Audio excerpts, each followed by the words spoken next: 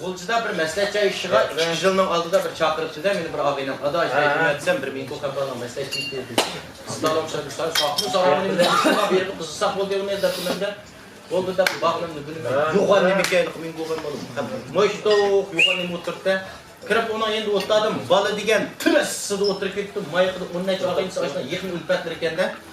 Vallahi saq o'zimizga o'xshaydi. Qilib bolalarga kirib kirsak, "Voy, Javdat kam kelibdi, voy, bizni to'yga chiqib men ko'rgan endi o'tladim." Bunday farqini bilmay og'ayinlar burunlarining chosh degan suzib yoshimdi.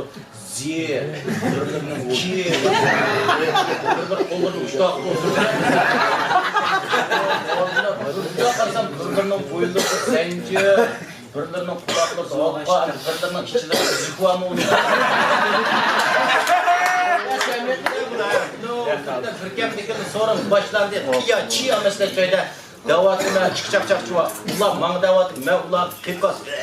Kapının da kumaram yemende. O lütfen ne yemezler? Muşta kumaram oturdu.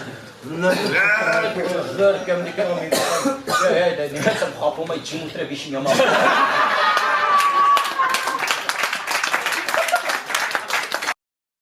抖音。